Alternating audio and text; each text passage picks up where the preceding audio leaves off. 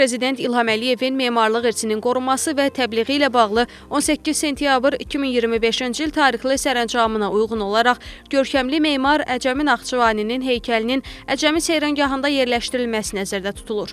Bu təşəbbüs Azərbaycan memarlıq tarixinin tanıdılması, milli mənəvi irsimizin qorunması və gələcək nəsillərə çatdırılması baxımından xüsusi əhəmiyyət daşıyır. Həmin sərəncamın icrası ilə bağlı olaraq Naxçıvan Muxtar Respublikasının Nazirlər Kabineti Azərbaycan Respublikasının Mədəniyyət Nazirliyi ilə birgə tədbirlər planı hazırlamış və təsdiq etmişdir. Həmin tədbirlər planının icrasını təmin etmək məqsədi ilə Naxçıvan Muxtar Respublikasının Mədəniyyət Nazirliyi tərəfindən dərhal işlərə başlanılmış. Əvvəlcə abidənin konsepti müəyyən olunmuş, daha sonra isə yerləşəcəyi ərazi dəqiqləşdirilmişdir.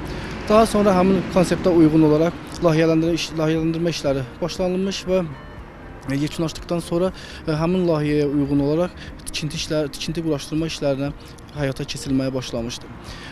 Bildirmək istəyirəm ki, görülən işlərlə bərabər abidənin təşkil edən postamentin və heykəlin hazırlanmasına da başlanılmışdır.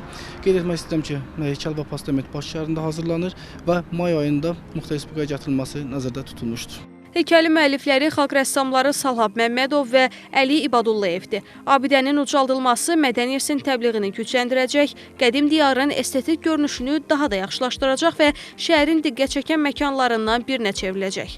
Oruc Mirzəyev, Tərlan İbrahimova, Arzu Sadiqov, NTV Xəbər.